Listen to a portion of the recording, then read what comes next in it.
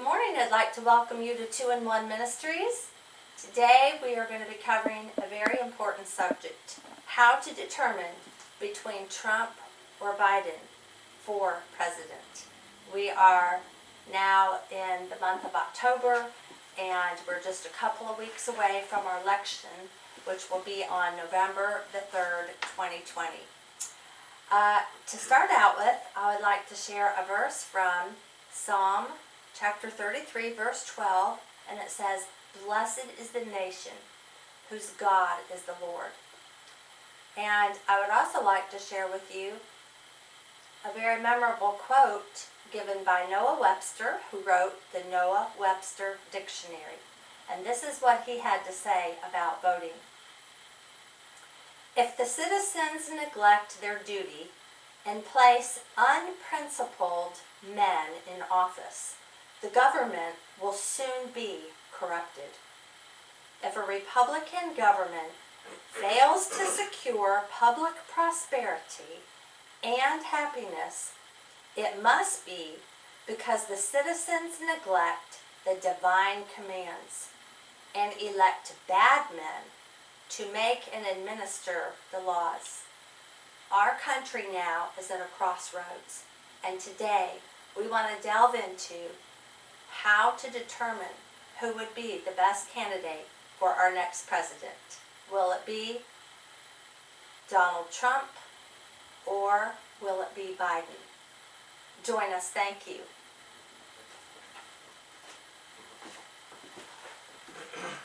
Okay, glad to have everyone tune in, and we're kind of going to do a pause but yet continuation of our study, Growing Up Children God's Way. Been using John Stormer's book as a backdrop, but today what we're going to do is we're going to talk about the family in this way. Is in order to have a secure environment for children to be brought up in, we're going to talk about how the husband and wife need to be what they ought to be, playing their role with God that He has for them. But as people who are of age 18 and older, who are registered to vote, and you got a responsibility to vote in principled biblical candidates. And what we have in this election is probably, I know we say this every time an election comes around, but I think it's even more so now that we have a very important election here which will determine the face of the future. Our Supreme Court has a couple more people that could possibly rotate off within the next 4 years. And then you have other seats, circuit judges, and so forth that need to be replaced or filled, as people retire or die or whatnot. But so we need to have a Senate that's going to be principled biblically and constitutionally and so forth. So what we're going to discuss today is the even whether it be Christians or non-Christians, if you love freedom, if you love constitutional rights, if you love the Bill of Rights, if you want to be able to have the freedom to start your own business without being tied in with a bunch of government regulations and eventual elimination for you having a business. I mean, look at China, for example, or Venezuela. Some of these places, you couldn't even have a business there. If you did, then the government takes it over, or they run you out of business because of poor management and so forth. But if you are a Jewish person, you would probably want to have your continuation of religious freedoms, and like you're experiencing in New York City now under Mayor de Blasio's policies. So we have here a very certain situation here that could spell continuation of what we are enjoying, freedoms in this country, or a drastic turnaround and a regress back into being controlled by overlords in government. And so we want to first address the topic of the race issue. We hear about, you got a candidate of a certain color persuasion is better than another one and so forth. But the term race is an evolutionary term. And if you despise racism, then you should realistically despise evolution, because evolution teaches the survival of the fittest. Some races are not near as advanced as others because they haven't evolved as others have. And these things that were started by people like Darwin, who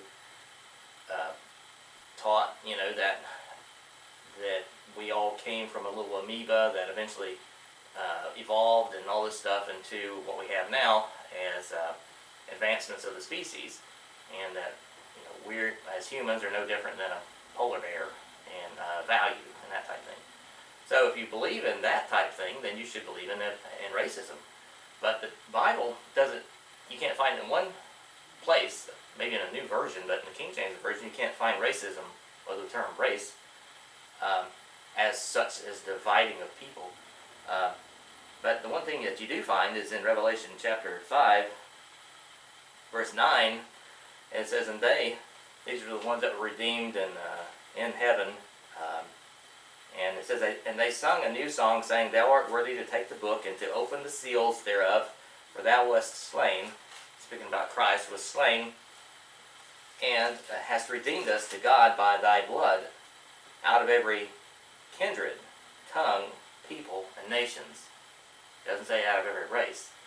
So if you want to be despising biblical teaching and saying it's a book written by man and so forth like that, well, I come think of it, Darwin's book of evolution was written by a man. But if you despise the term racism, then you need to embrace the Bible, as this says, kindred, tongue, people, and nations. And that's what we are in America. We're a nation of peoples, languages, and tongues, and kindred.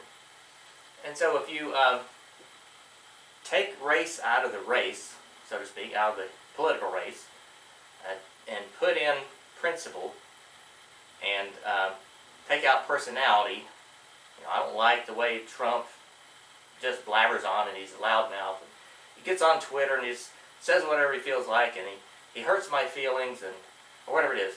Set aside personality, set aside race, color, whatever. Ben Carson, when he was running for president, we didn't hear the media embracing him and saying, "Oh, wonderful, a person of color is running for president." No, they beat him down too. And same went with Cain, Herman Cain. He was a conservative black fellow, and you'd think that, the media would say, "Oh, here's another one, another black person running for president."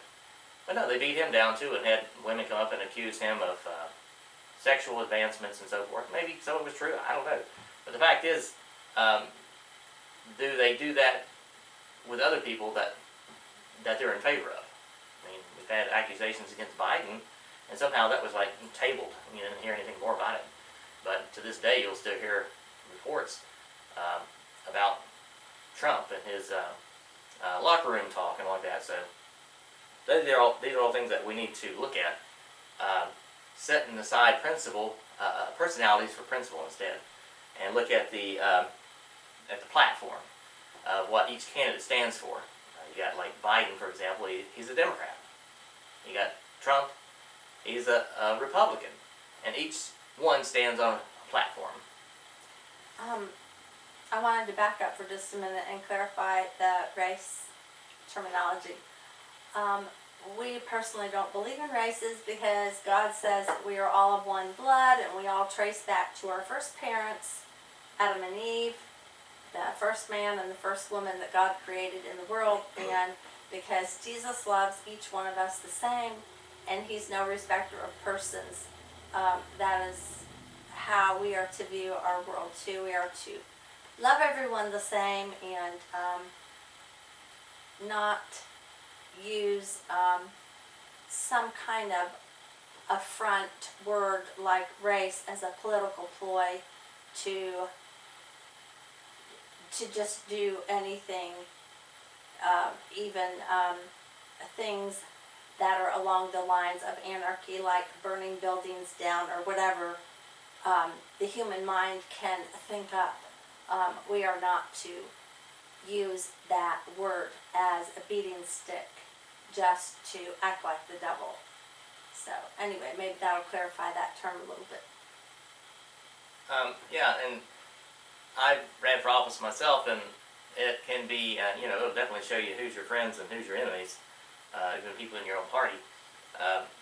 So the word, basically, if you're being called a racist, that's the old Democratic playbook.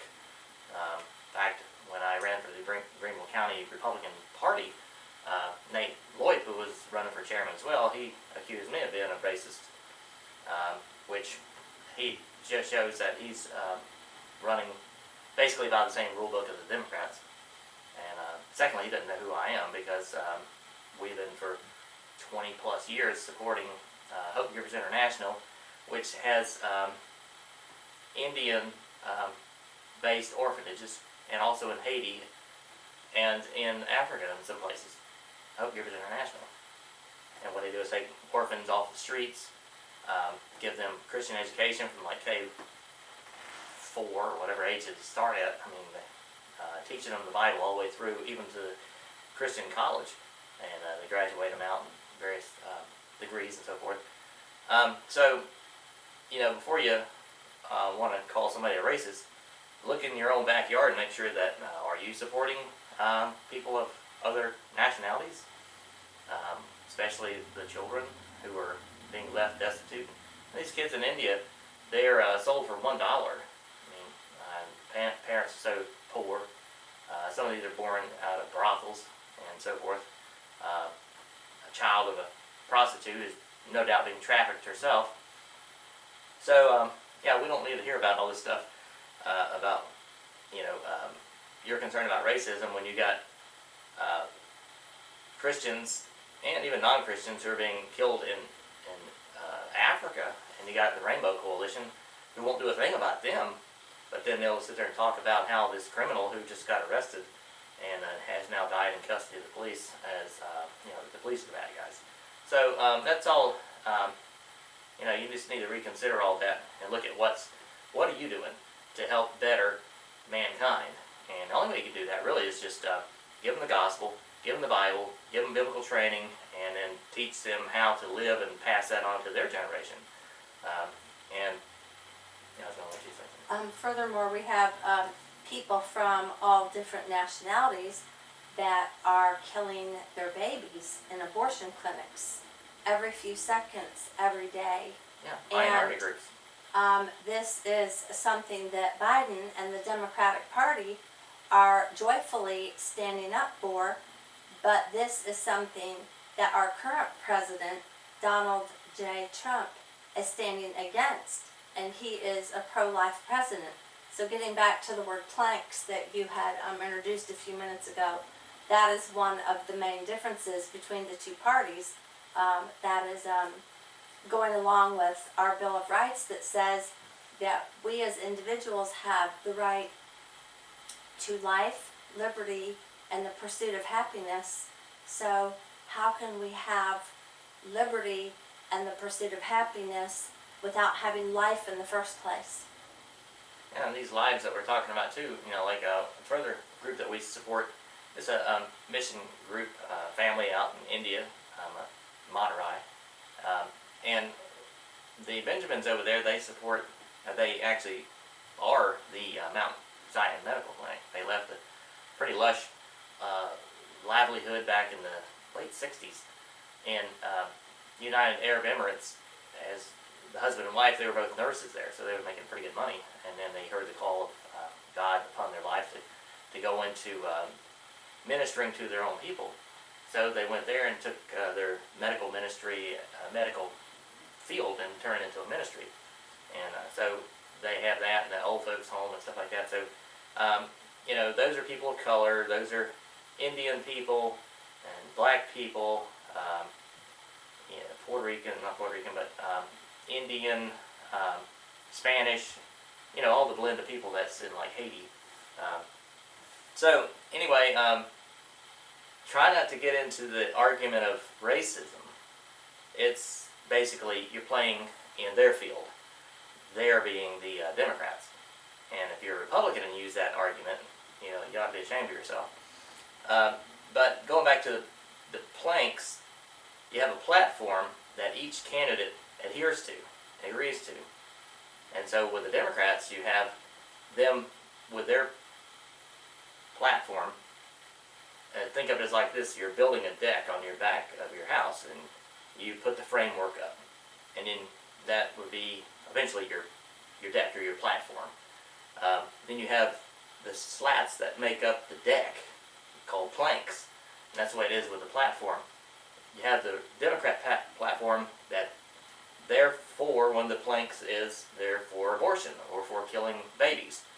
But they're opposed to you taking a spotted owl's eggs and smashing it. They would throw you in jail for that. In fact, they throw you in jail if you just want to pick up a leaf on a national forest and stuff like that. Or if you want to remove a rock and take it as a souvenir. So that's all part of the evolutionary mindset. So if you think that you're okay with, as being a Christian, or even a principled person, that you can kill a baby, then by all means you have to vote your conscience for Biden. But that's just not what, you just might as well take off the name of you being a Christian, because Christian is Christ-like. And so think of it like this: would God vote on the planks of the Democrats or the Republicans? The Democrats also say that they're for taking away your guns, Second Amendment. They say, well, we got too much crime and all like that, but look at Australia. They've taken away guns there. They've been illegal for a while, and the main tool of which is used for killing is scissors. So if somebody will take a baseball bat. They'll take, like one woman, she got mad at her boyfriend, and she took a ceramic squirrel and hit him on the head and killed him. So, and you had the Boston bomber. He used the pressure cooker. So if somebody's going to kill somebody, they're going to do it with anything. But the whole thing is, they want to take away your Second Amendment right. That's another one of their planks. Another plank is that they, this more radical fringe coming in, that's associated with occasional cortex, as Michael Savage calls her, Harris, Kamala Harris, and the like of her, they don't like capitalism. Why? Because that's in the way of socialism. Socialism is the infant stage of communism. So that's another thing. They want to take away your freedom of speech. You go back to the annals of Soviet Union. If you spoke out against the Kremlin, you heard a knock at your door at the 2 in the morning, and the KGB would have come in there and taken you away, and you wouldn't be seen anymore. Either you'd be sent to Siberia, or you'd be tortured. You just didn't speak out against the God of communism. And if you were a Christian, the Bible is deemed as not compatible with Marxism, Karl Marx, book of communism. So those are just a couple of the planks there that, if you align yourself with Christianity and you say that you are going to vote for Biden-Harris, well, you have to explain to God one day why you voted against what His Word said. His Word says, I set before you this day death and life, but yet I say unto you, choose life. And so you can apply that to this. So when you vote for Biden and Harris, you're voting against God's principles. You're voting against your own flesh and blood in your body. And that's the big cry these days. Kamala Harris was saying, I'm for what a woman has the right to do with her body. Well, she doesn't have a right to do with her body. The body is used for good or for evil. She used it for evil in the sense that she wanted to lie around and be a whore, and then she gets pregnant, and then she does away with the baby through abortion. And even if it was done by rape, it says in the Old Testament that if a man were to overtake a woman in the field and lie with her, meaning that he raped her, and she cried out but none helped, and she was not espoused to another person, that he alone would be put to death. But she shall not be stoned, because there is no thing found in her worthy of death. Well, in her is a womb, and a baby may be conceived by this guy. And if that baby was formed as a result of this rape, it says that there's no thing found in her worthy of death. So why should the baby die? you got to logically look things through with the Bible, not through man's logic. And that's the problem. We're setting rapists free, just like these ones coming over the border illegally. Kamala Harris said in the Pence Harris debate the other day that Trump called all immigrants criminals. No, that's not the case. Illegal immigrants are criminals from the start. If you come across that border illegally, you're an illegal. Secondly, if you come across the border like these others, like she helped give the killer, who was a member of the MS-13 gang, gave him life without parole instead of the death sentence because he killed a man and his 2 sons, Americans. She stood up for and contended in favor of keeping this killer alive and giving him life in prison. The Bible says that you're supposed to kill them, but you're killing the innocent, killing the innocent in the womb and letting the prisoners who need to be put to death go. In fact, that's what they love doing, giving them sanctuary cities. So these are all the problems that we have with the Democrat platform. They're anti-American, and we'll get to the platform planks in a minute about what Trump stands for and the Republican Party and so forth. Well, in 2 Corinthians 3:17 it says, "Now the Lord is that Spirit, and where the Spirit of the Lord is, there is liberty." And I can tell you the effects of socialism and a dictatorship. The beginning stages of that is when the news media is hijacked and they are spreading propaganda, and the masses, instead of reasoning things out according to their own thinking and according to Bible principles, they just believe what they're being told. And so the effects of that in my own family is that my dad, who used to live in Germany growing up, the eventual effects of that was that his pastor disappeared, and he himself was kidnapped along with my 2 uncles during World War II under Adolf Hitler, although it was the Russians that were the main problem at that time. And also my grandfather was taken away from the family, and they thought he was dead for 4 years. And eventually their 32-acre farm was also confiscated, and they were left as refugees. Yeah, it was confiscated by the Russians, which shows you there again there's a continual downward spiral. When you get into like communism, then they want to come in and take over. So the planks of the Republican Party are such. You have the Republicans on one of our planks is pro-life. And then you have another plank which is pro-family. The plank in the Democrat side is they're pro-anything. You can have homosexual marriage. You can have heterosexual marriage. You have the breakdown of the family altogether, where you can just have 2 people cohabitating, a man and a woman, or a man and a man, or a woman and a woman if they so choose not to marry. But in the old days, you had the law stating that if you weren't married, then that was considered a crime, and you could be arrested for that, or committing adultery, you'd be arrested for that. But so now the standards have been so loosened up. A man and a wife can live together, have kids together, then they decide, well, see, it's not going to work out, so they part ways. Then you got the kids in the midst of all this, and they take on the mother's name because they don't have a father to take the name because they're not married. So you have a breakdown in society.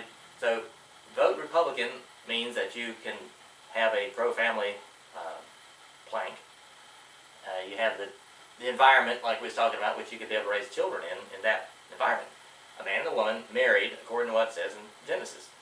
And then Jesus even affirmed it. That it was not so in the beginning, talking about divorce and all like that, but God meant to have a man and a woman leave the father and mother and be married and so forth, have kids. The other thing is that the Republicans stand for Second Amendment rights, going ahead and being able to bear arms. You got somebody ready to break through your door, protesters out there ready to knock your windows out, come in and clean your place out, just like that they're cleaning out businesses out in Portland and all these other cities. If they come breaking in your door and you don't have the right to bear arms, then guess what? They take your stuff and kill you. You can maybe have a baseball bat and swing at them, but if you're an 80-year-old man and don't have much strength about you, you can at least pull a gun, out. So a vote for Trump would be a vote for keeping your Second Amendment rights. Also, to have a vote for Trump, and I'm going to throw this in about we need to vote for Lindsey Graham if you're in South Carolina. He has the ability to keep the Senate majority Republicans. That way we can be able to have, like I was talking about earlier, judges to be seated in their role. Proverbs 29:2 says, "When the righteous are in authority, the people rejoice. But when the wicked beareth rule, the people mourn." Just ask a Cuban who's immigrated here from the United States since like the 1950s. Ask him, was times great for you when Cuba was taken over by Castro?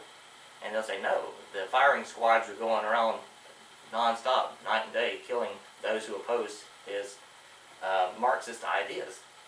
So if you like to hear guns shooting night and day and night, and your fellow Americans killed, then vote Biden-Harris. I mean, it's a no-brainer that you're going to have this activity going on, like what we see now in the streets. That's going to be going on throughout the nation.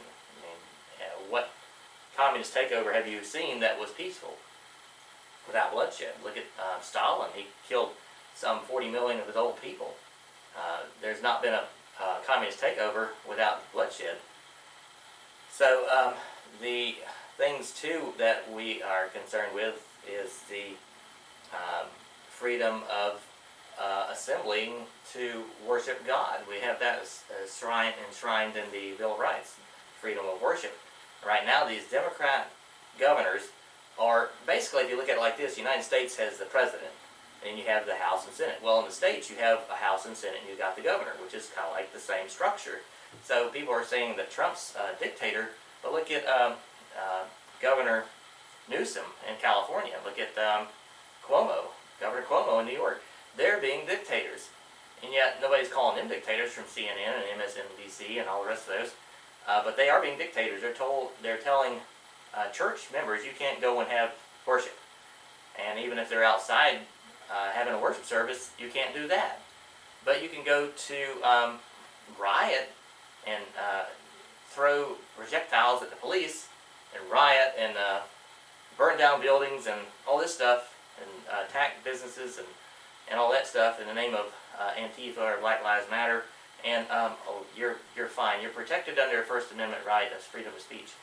Those things there is what's at stake right now. So if you haven't got it already, we are saying if you have a choice between Biden and Trump, you need to vote for Trump. He's the only thing that can stand in the way of balancing out the powers in the executive branch. And vote for your Republican candidates for governor, senator, mayor, House representative, all those things. If you don't stand for what's right, you're going to fall for everything that's wrong. And I think I want to reverse real quick. I just shared it, but I was going to say that last point about the Democrats want to defund the police, the Republicans do not. Trump stands for the police and our military. So that's another strong plank for the Republicans. Okay, thanks. Don't forget to vote Trump.